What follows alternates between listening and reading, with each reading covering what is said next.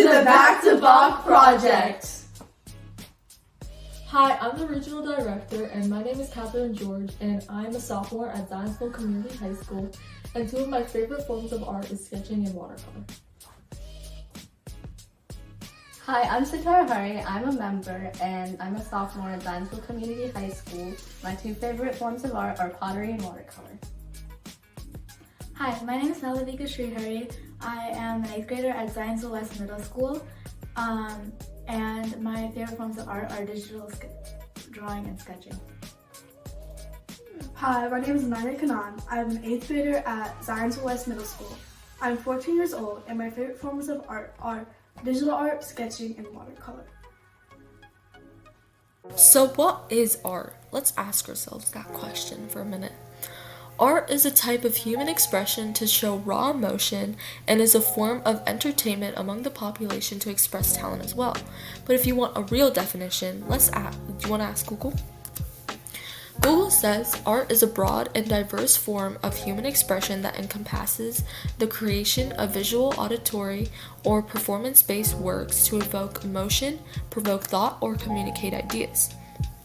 Although this isn't wrong, the meaning of art is redefined every time a new masterpiece is born. For this lesson, we will focus on 3D art and the modern and historical forms of it. And if you think about it, in everyday life, in everyday culture, we have 3D forms of art and we don't even realize it. Yes, paintings, watercolors, and drawings can be very impressive, but let's quickly switch our attention to these famously skilled artists around the world. To start, we have Augustin Rodin in 1840 to 1917. He was a renowned French sculptor known for his works like The Thinker, The Gates of Hell, and The Gates of Hell. His work revolutionized modern sculpture and its expressive realism. He was also influenced and inspired by another artist known by Michelangelo. Born back in France, he struggled early in his career, and as he faced rejection from art schools and critics who found his art inconvenient. However, he pushed through all the criticism and continued his career by creating beautiful art structures, and through his sculptures, he's shown his fascination with human suffering and human passion. It is so cool to see how he was rejected by society so many times, and he still kept pushing on and kept going and got his art recognized, and it's so fascinating to me. Next, we have Jeff Koons in 1955. He was born in York, Pennsylvania, and has always grew his love for selling his art pieces. His most famous ones being Balloon Dog and The Rabbit, going for $5.1 million. He was a contemporary artist known for his reflective 3D sculptures, known for his larger-than-life as he blends pop culture, consumerism, and fine art together, creating unique masterpieces. He expresses his fascination with childhood kid-like interests and ordinary objects into fine art. His art challenges the boundaries between high and low culture and often uses industrial materials and craftsmanship. He still remains a global art icon today. This is really cool to see how he took the most simplest things and formed them into big mural-like sculptures, and he still got so much recognition for them, and he made so much profit off them, which is really cool to see. Next, we have ZBrush artist Rafael Grassetti in 1988. He was born in Brazil, Los Angeles influenced artist. He used to work previously in the studio art director of Sony's Santa Monica studio. He is known for being a digital sculptor and 3D artist currently. He is also known for his work in video game character design, and you may know him from being the lead character artist for God of War in 2018. He has digital sculpted for Star Wars, Marvel, Transformers, and G.I. Joe with Hasbro. It is so cool to see how people have started with digital sculpting and 3D art, and digitally there's so many different things like 3D printing. There's just so many different forms of art digitally that has become so modernized in today's society. And we get to see that with 3D sculpture especially. We got Takashi Murakami, and he was born in 1962. This Japanese contemporary artist is known for his 3D anime-inspired art designs and pieces. He also is known for being the founder of the super flat art movement. In his art styles, he includes iconic characters like Mr. Dobb and smiling flowers, symbolizing both joy and the complexities of modern consumer culture. He typically creates over-exaggerated or playful elements in his sculptures. A fun fact about him is that he's worked with designer brands like Louis Vuitton and other brands like Uniqlo, Supreme, and Vans to incorporate his art into daily streetwear and modern fashion. His abstract works of art is so cool, and it's inspiring to see how he's got to work with designer brands like Louis Vuitton and like etc. It is so cool to see how he's inspired to make these kind of paintings and share it with the world. Next we got H.R. Geiger in 1940 to 2014. This Swiss artist is known for designing the iconic xenomorph from Alien in 1979. His biomechanical art has influenced countless 3D artists in film and gaming everywhere. He was born in 1940 and he studied industrial design, which deeply affected his fascination with horror and art together. When he designed this terrifying but beautiful creature, he received the Academy Award for Best Visual Effects. His art blended organic and mechanical elements, making it stand out in video game and architectural culture. It's so cool how he designed this, and the process of it is just amazing to see how he took raw materials to create this thing. And I bet a lot of people will probably reject it as well because it's not the norm, that doesn't fit the norm, but of course it got so popular that a lot of people liked his style of art. And it's just awesome to see how different artists have their own style, and it's different, and it's nice to see that people have their own unique personality instead of following everyone else, which is nice to see in art. It is the best thing to notice about the art pieces that they've created. Next, we got Fernando Botero in 1932 to 2023. He recently died, and I actually learned this in Spanish class. This Colombian artist loved to exaggerate his masterpieces, and his aim was to share more art in the world and bring smiles to people's faces in public spaces like parks and cities. His unique style was called boterismo. He created exaggerated and voluptuous sculptures of animals to show a comedic outlook for his art. His works, like the hand and the cat, are displayed in public places, still standing today. He recently died, but that's what made him stand out as his unique art style, and that's what made him famous for so many years until 2023 and even after. And although his art still lives on today to display his special art talent among the world. It is so cool to see how his art still stands in many sculptures around the world, because that was one of his biggest aims, is that he wanted to bring a comedic outlook to his art and fill his art pieces and masterpieces all around the world in public spaces, and it's just inspiring.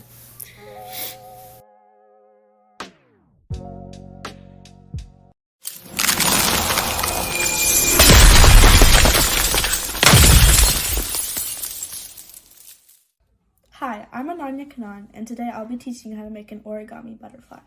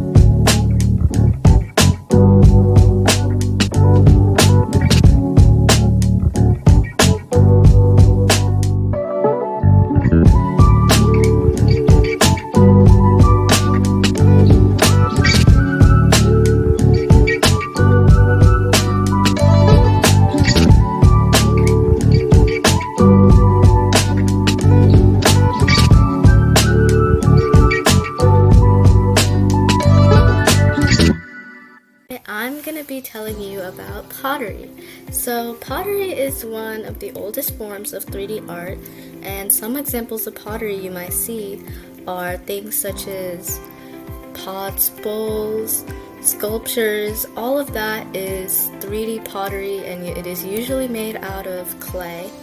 And pottery can be used for many things such as bowls, plates, like I said earlier, and other more practical uses. Or you can see it as an art piece, and you can make pottery into a piece of art. And the three most common examples of pottery that are made all around the world are earthenware, stoneware, and porcelain. Pottery is usually made in 5 steps. The first step is forming, which is where you start to make the actual pottery, and you can start by shaping clay by hand, so basically shaping it to the shape you want it to be in, or a wheel, which is a pottery wheel where you lay clay flat on a wheel, and after you press a pedal, the wheel will start spinning really fast, and you will be able to use that to shape your clay, or molds where you can put the clay in and it will shape it depending on the mold. Next step is drying. So after you finish making your pottery, you have to let the clay air dry. Then you fire it. So that means you basically have to bake it by hardening, and that hardens the clay and makes it basically the piece you want it to be. Like, that's how it's going to turn out. And then glazing, that's your little finish, so it can make it shiny or different textures, and you also like decorate it with paint, colored glaze. And glaze firing is what basically dries the glaze. So this is one of the more common types of pottery. It's called earthenware, and earthenware is one of the oldest, so like years, like thousands of years ago. It's usually fired from 1,000 to 1,150 Celsius, or 1,830 to 2,100 degrees Fahrenheit. Some characteristics is that it's usually like a reddish brown color, porous, meaning that it has holes, so it isn't waterproof. Water will go right through it. It's softer, and it's usually very thick, and it's not like as thin as some other materials like porcelain. Earthenware, it's just like how it sounds. It's warm, earthly, red, like an earthy type of red. And it's also beginner friendly because it's easier to make earthenware, especially during shaping and firing, and also very easy to decorate, although it can be more fragile even though it's very bulky. And some famous types of earthenware are terracotta, majolica, delftware, and Mexican talavera. And these are the 4 styles that I mentioned. The first one is probably one of the styles you see the most, which is terracotta. It's reddish brown. You see it mainly when you see like plants. Those are like plant pots. You can see them in roof tiles, especially in like Spanish-speaking countries where they usually have reddish brown roof tiles, and sculptures as well. And majolica is mainly from Italy and Spain. It's very colorful and bright colors, and that's what it's usually like painted with, and it's glazed with tin. Delftware is blue and white glaze, and it originally imitates Chinese porcelain, and it originated in the Netherlands. So the blue and white glaze, you can create it using chemicals, blue glaze, stuff like that. And Mexican talavera is hand-painted Mexican earthenware, and these are different than majolica because it has more bright, bold colors rather than more of the primary colors you see in majolica. And the next type of pottery you'll see is stoneware. And stoneware is a type of ceramic that's fired at medium to high temperatures, 1,200 to 1,300 degrees Celsius, or 2,190 to 2,370 Fahrenheit. And stoneware, it is also as it sounds, it's more like stone. It melts slightly during firing, which is also known as vitrifying. And it makes it dense, hard, non-porous. And non-porous means holes are smaller or there aren't really holes, meaning that it's waterproof, stable, and even without glaze, it's waterproof. And stoneware is used in tableware, bakeware, decorative pieces, and for functional use, and it usually contains a gray or brown color. It contains natural muted tones, and it can be glazed and finished to be matte, speckled, glossy, textured. And stoneware usually takes glaze as well, but many potters leave the pieces unglazed to show like the raw, earthy surface of stoneware. And these are the types of stoneware.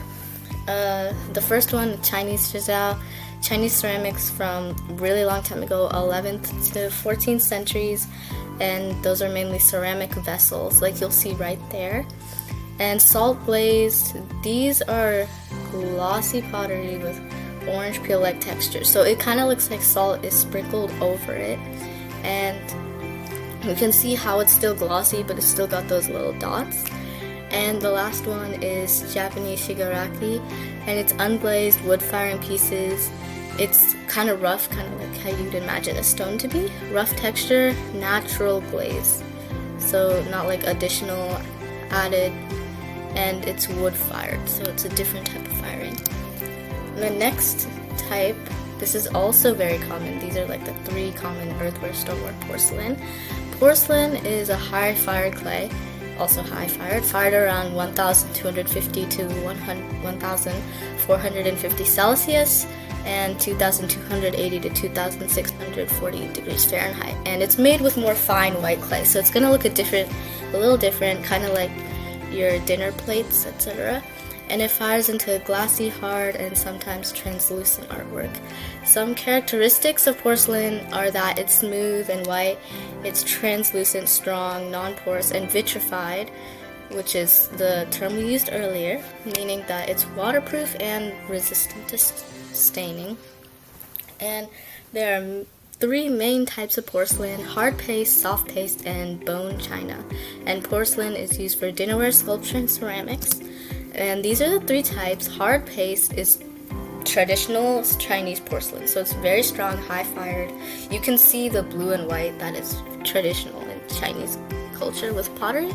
And soft paste is when Europe tried to mimic Chinese porcelain because they couldn't access it, and they wanted the same market that Chinese people had, and they wanted to be able to use pottery as a business. So they tried to mimic it, and it didn't turn out exactly how the Chinese wanted it to. It's softer and not as strong.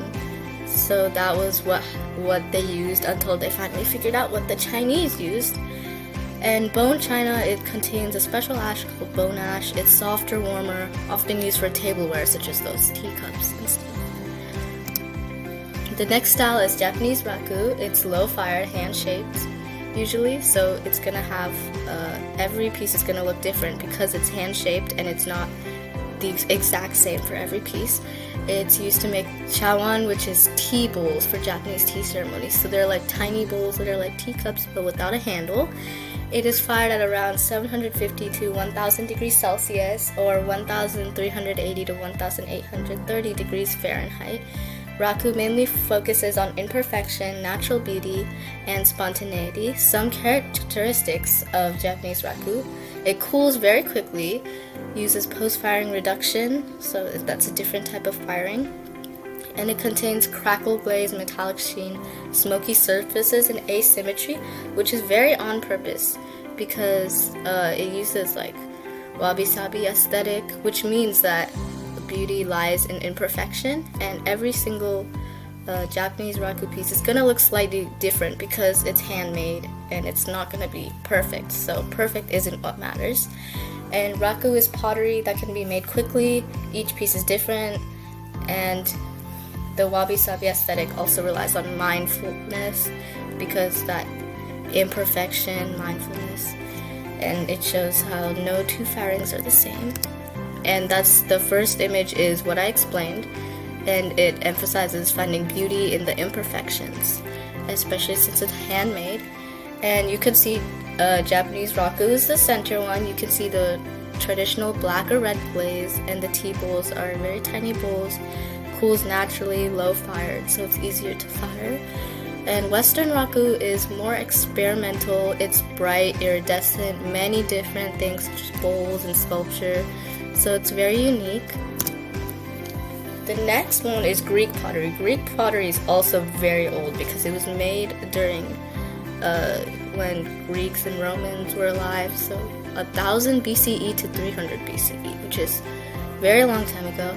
While it was used for functional purposes, it was also used to serve ceremonial, funerary, and artistic purposes. So like urns where you store like cremated ash and stuff like that. The characteristics of Greek pottery are that they're made mainly using terracotta, just like earthenware, and they're usually wheel thrown and decorated with slip, which is liquid clay.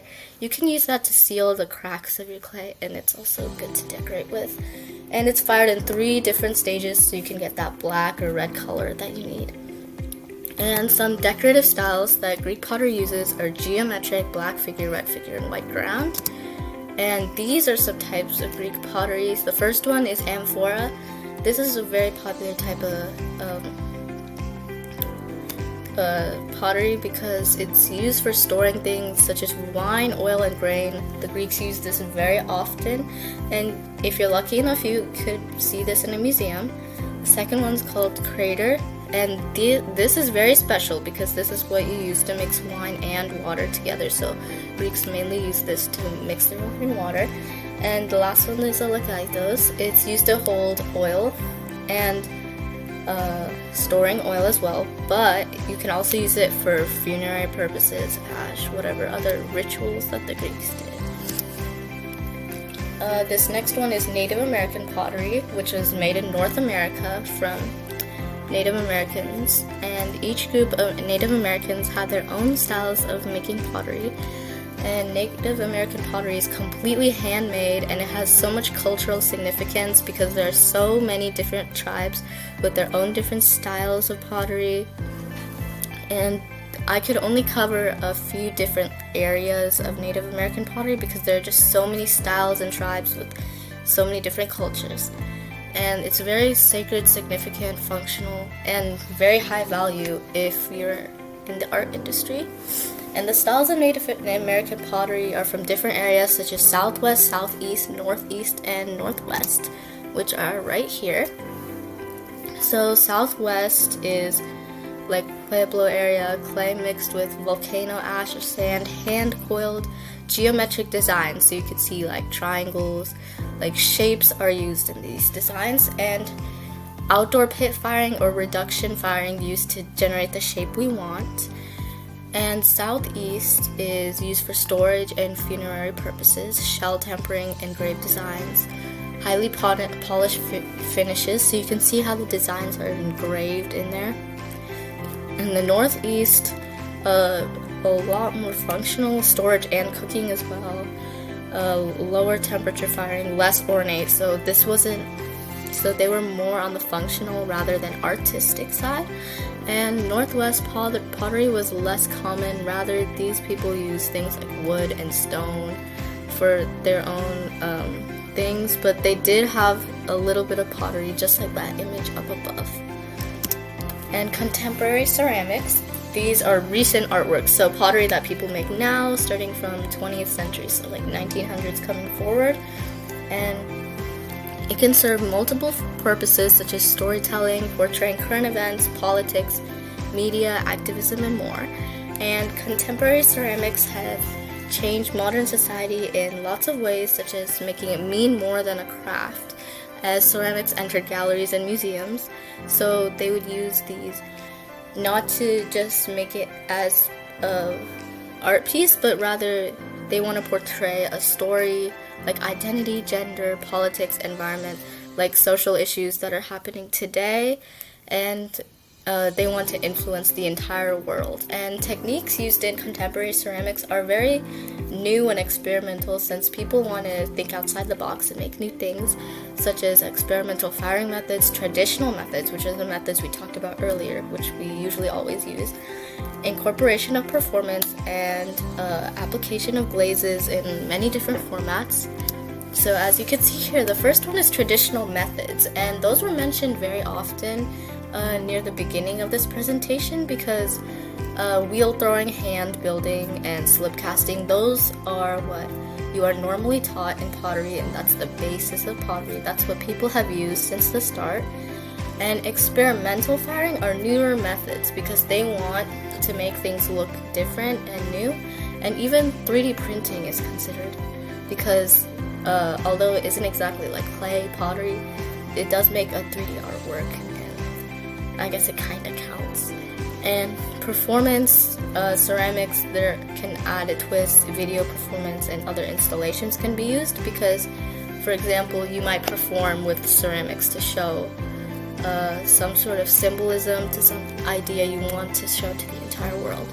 And glazes, rather than regular glaze can be used to make it look unfinished or a certain way rather than like polished. It can be like unfinished or kind of rocky looking or maybe considered ugly, although it can show many different purposes. And this should be it. Thank you for listening, and this is my presentation on pottery.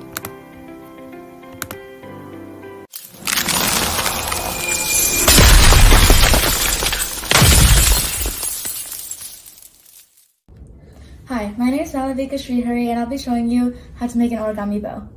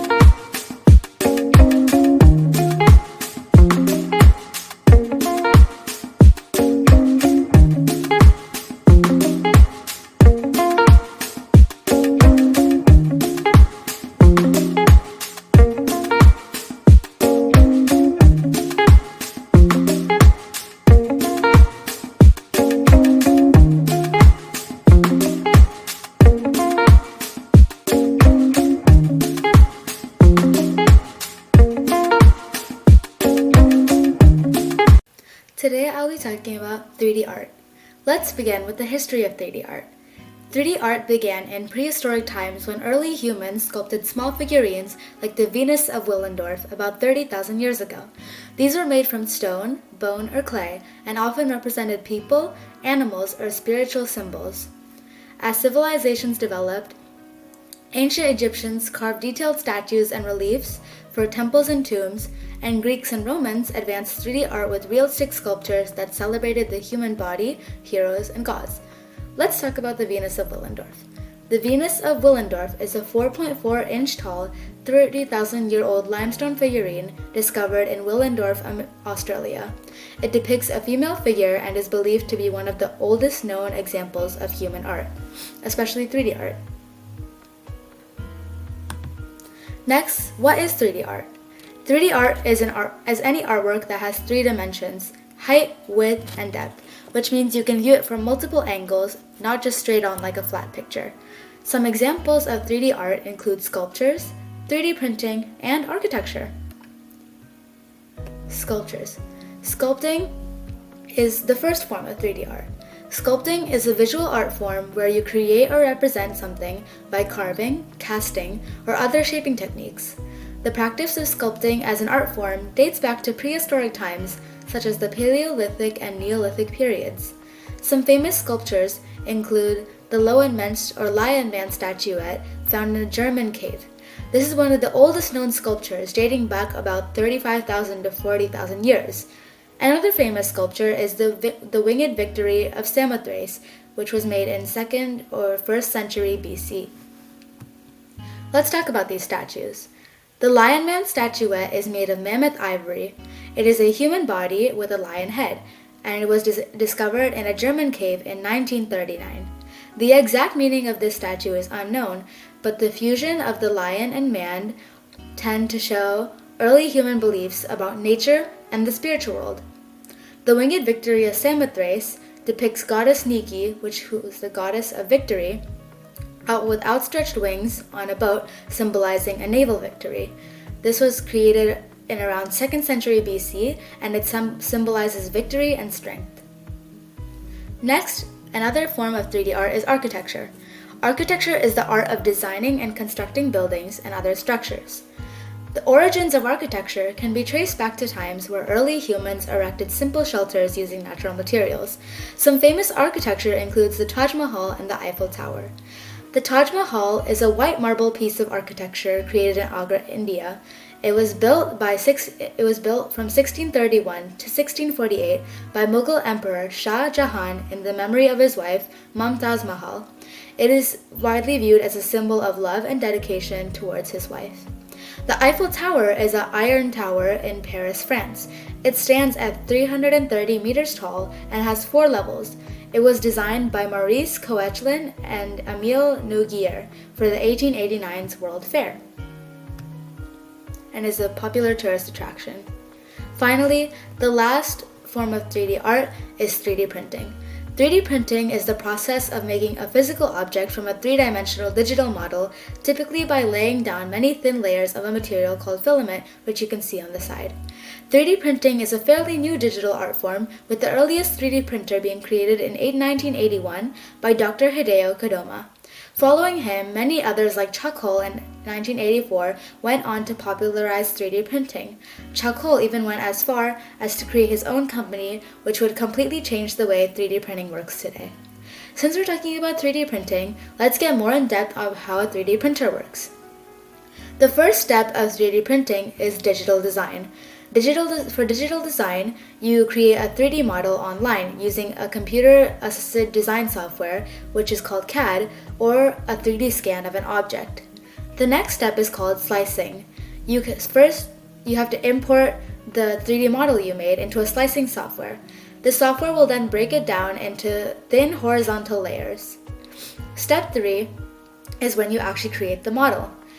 Using a 3D printer, it'll deposit the material, which we learned was filament, layer by layer, according to given instructions from step 2.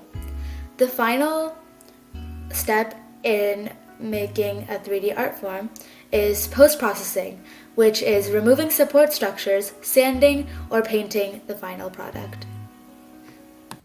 Wow, thank you so much, Malavika. Next, we have Ananya showing us 3D values in architectural design.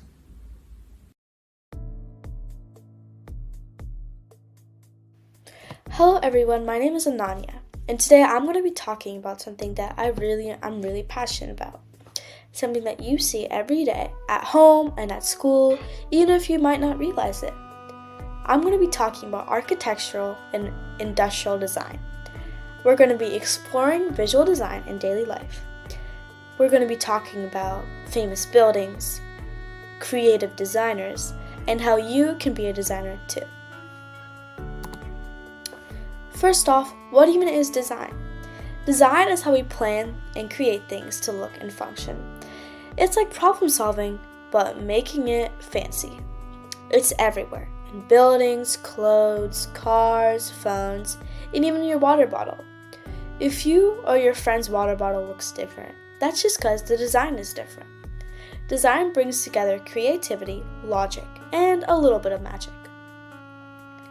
Today, we're diving into two cool areas, architectural visualization and product industrial design, which is like fashion and cars. So first, we're going to be talking about design throughout history. Ancient Egyptians designed pyramids, gold jewelry, and beautifully painted furniture. The Greeks built the Parthenon with its perfect balance and symmetry. Leonardo da Vinci, a very famous painter and architect, designed flying machines and gears way before planes. In the 1900s, the Bach school said design should be useful and beautiful, simple but iconic. Design has existed for centuries and has been used by every generation of people on this earth. Today, we're going to be focusing on architectural visualization. What is it? Architectural visualization is like giving somebody a sneak peek into the future. You create realistic images or videos of buildings before they're built. It helps architects show clients what things will look like virtual reality for buildings, used in mega projects like the Burj Khalifa or Apple Park. Designers use programs like Blender, SketchUp, and Revit to bring these ideas to life. How it works. Step 1. Designers sketch ideas like quick doodles or concept art.